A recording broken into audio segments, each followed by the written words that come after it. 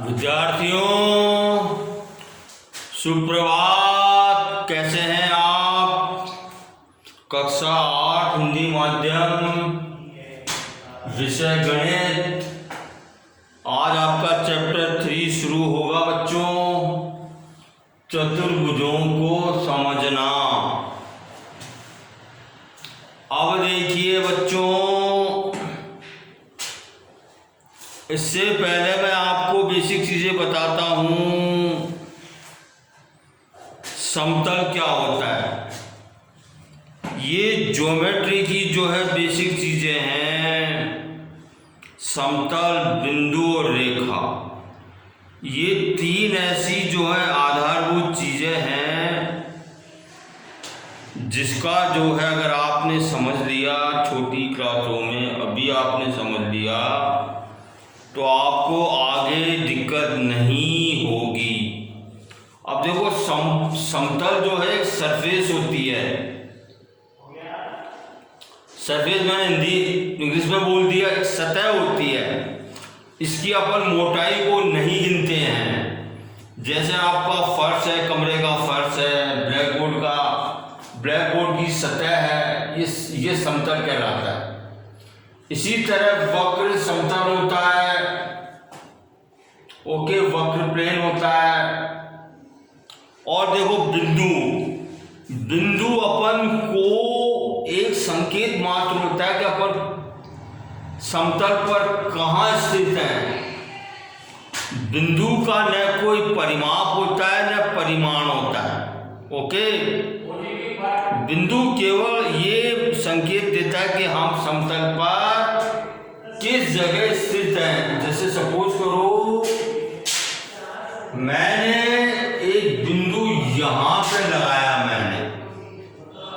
Okay बच्चों, तो ये बिंदु जो है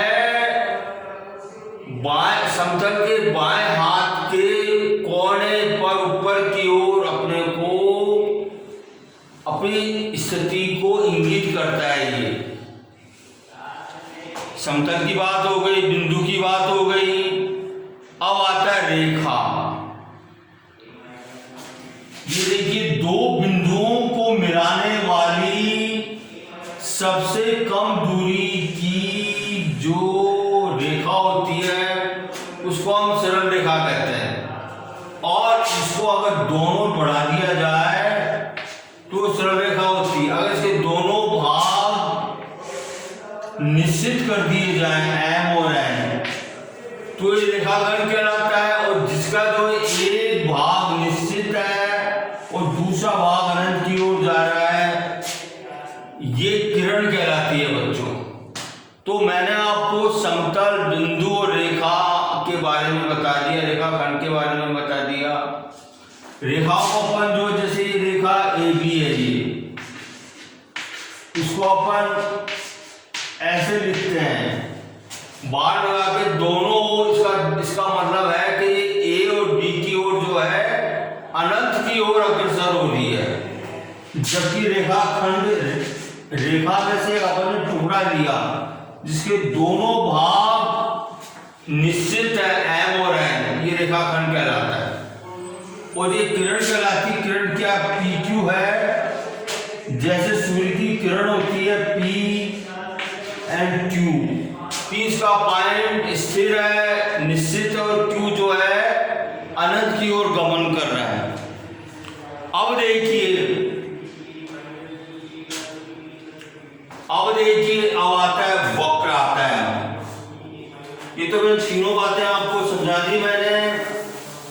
ये जो है आपके, अगर आप गणित का अध्ययन आगे तक करोगे, अगर आप उच्च अध्ययन करोगे गणित का, तो यही बातें आपको जो है उच्च उपाधि होती है MMSC की, उसमें भी आपको ये जो है बताया जाएगा। देखो, वक्र क्या होता है?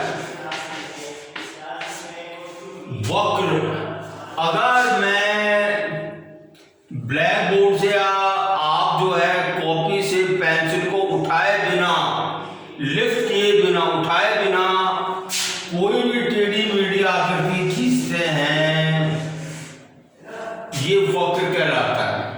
ओके बच्चों, अगर देखो बंद वक्र,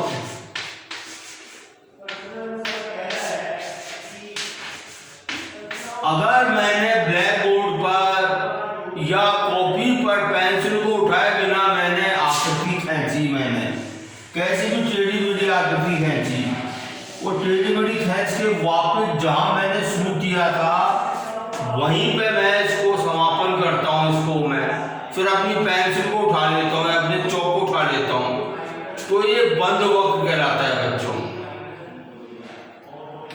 और ये वक्र जो है ये जरूरी नहीं है कि वक्र रेखा ही हो, टेढ़ी मेढ़ी रेखा ही हो। सीधी रेखा जैसे मैंने ड्रॉ करी, ये भी वक्र कहलाएगा,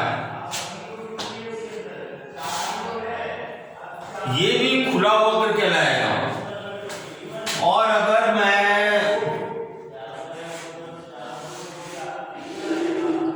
ये बंद वक्र कर दूं, ये बंद वक्र कहलाएगा।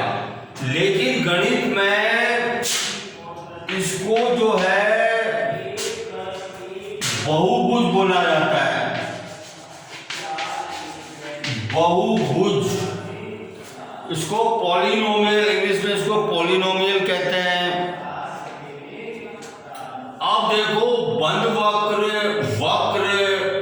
या जो भी ये टेढ़ी मेढ़ी लाइन या सीधी लाइन से होती हैं, इसकी जो रेखाएं जो भी आप ड्रॉ करते हैं, ये एक दूसरे को कट नहीं करनी चाहिए। अगर आपने जैसे ये लाइन खींची, आपने उसको कट कर दिया, तो वक्र नहीं कहलाएगा। ये इट इज नॉट ए वक्र, ये वक्र नहीं कहलाएगा। अगर मैंने यूं करके यूं आ गया, मैंने बंद कर दिया, अब देखो यहां मैंने इसको क्रॉस कर दिया, तो ये बंद वक्र नहीं कहलाएगा ये। ओके, अगर मैंने बहुभुज को जो है सीधी लाइन से मैंने ऐसे ड्रॉ करी, मैंने सीधी लाइन, और मैंने जो है यूं करके यूं बंद कर दिया, ये जो है बहुभुज नहीं कहलाएगा। ये मतलब वक्र हो या बहुभुज हो, उसमें जो है लाइन का प्रतिच्छेदन नहीं होना चाहिए। अब देखो जो टेढ़ी मेढ़ी लाइन होती हैं, वो इसको अपन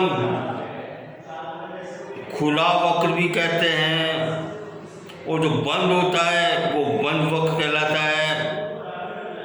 इसको अपन सरल वक्र भी कहते हैं, जो बंद नहीं है। ठीक है बच्चों, अब देखो बहुभुज, ये बहुभुज हो जाता है। देखो चाहे त्रिभुज हो, चतुर्भुज हो, पंचभुज हो, षष्ठभुज हो, ये ज्योमेट्री में, ज्यामिति में बहुभुज ही कहलाते हैं। त्रिभुज को भी अपन ज्यामिति में पॉलिनोमियल या बहुभुज ही कहेंगे। अब इसका वर्गीकरण अपन कर सकते हैं। अगर तीन भुजाओं से घिरी हुई कोई आकृति है तो त्रिभुज कहलाती है। चार भुजा से कोई, चार सरल रेखाओं से घिरी हुई कोई बंद आकृति है, वो चतुर्भुज कहलाएगी। पांच सरल रेखाओं से घिरी हुई कोई बंद आकृति है, वो पंचभुज। ऐसी षष्ठभुज, सप्तभुज, अष्टभुज, नवभुज, दसभुज ऐसे कहलाएगी बच्चों। और ऐसे जो है एन भुज तक ही चलता रहता है। अब देखिए विकर्ण, अब आता है विकर्ण, आता है बच्चों। बहुभुज के जो अपोजिट, विपरीत, एक दूसरे के विपरीत जो ये वर्टेक्स है, जो शीर्ष है, इसको मैं मिला देता हूं, तो ये जो रेखाखंड मिलेगा अपने को, विपरीत शीर्षों को मिलाने से ये विकर्ण कहलाते हैं बच्चों। ये अब देखिए कोई भी बिंदु अगर अंदर है, जैसे P, Q, R, ये बिंदु अंदर, तो ये अंतः भाग में बिंदु कहलाएंगे। अगर कोई बिंदु बाहर है, S, T, ये बहिर्भाग के बिंदु कहलाएंगे, ये बहिर्भाग कहलाएगा। मतलब जो अंदर होता है, बाउंड्री के अंदर होता है, वो अंतर्भाग कहलाता है और ये बहिर्भाग कहलाता है। अब देखिए बहुभुज जो है दो तरह के होते हैं, उत्तल बहुभुज और अवतल बहुभुज। बहुभुज जो है दो प्रकार के होते हैं बच्चों, उत्तल बहुभुज और अवतल बहुभुज।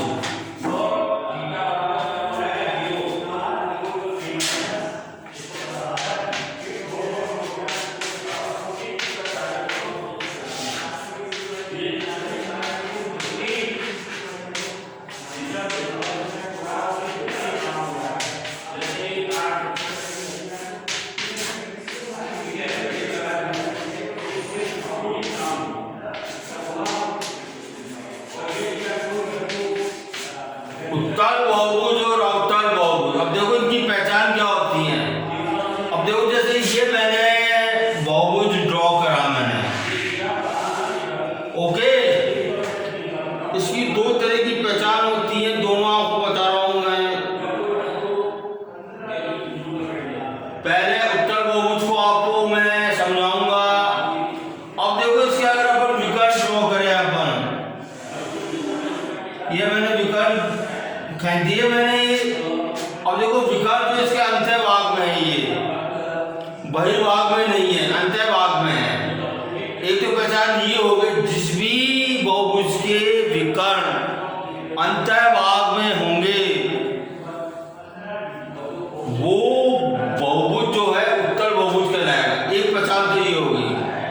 दूसरी पहचान ये होगी, इसके अंतःकोण जो है 180 डिग्री से कम होने चाहिए, कम होने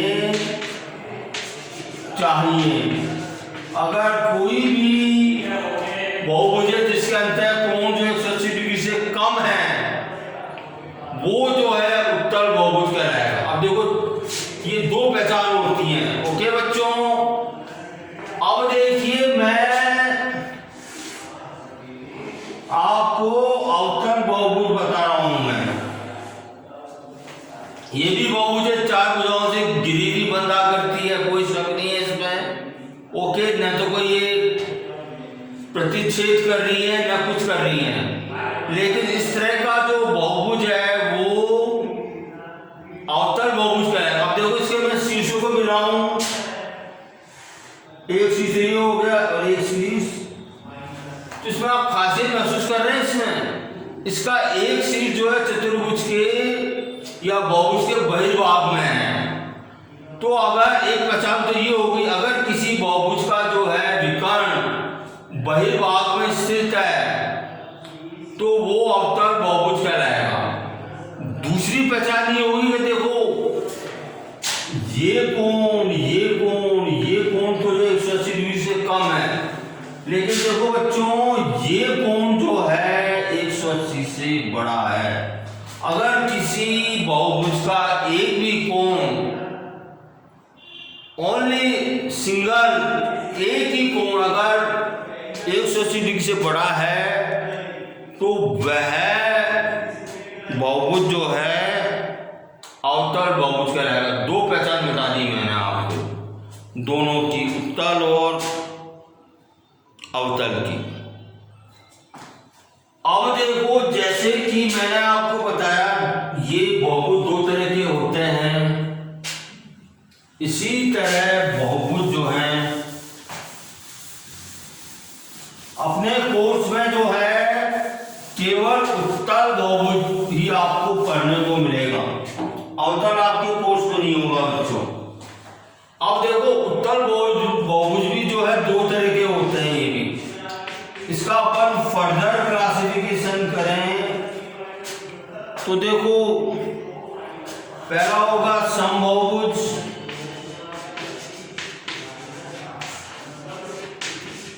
और विषम बहुभुज।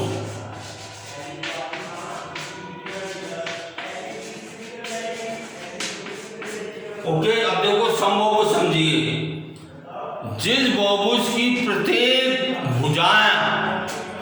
भुजा समान है, और आप समझते हैं जब भुजाएं समान होगी तो बट नेचुरली स्वाभाविक रूप से उनके एंगल भी समान होंगे, उनके कोण भी समान होंगे। अगर किसी बहुभुज में प्रत्येक भुजाएं समान है, प्रत्येक कोण जो है प्रत्येक अंतःकोण जो है क्या बोलते हैं, समान है, तो वह बहुभुज जो है समबाहुभुज कहलाएगा। इसके विपरीत अगर भुजाएं असमान है, कोण अलग अलग हैं, अलग अलग माप के हैं, वो विषम बहुभुज कहलाएगा। ओके बच्चों, ये चीजें जो है आपके उच्च अध्ययन तक चलेगी आपके। अब देखो कोण योग गुणधर्म बता रहा हूं आपको मैं। कोण योग गुणधर्म चतुर्भुज का देखो, इसमें मैं आपको सिंपली बता रहा हूं आपको मैं।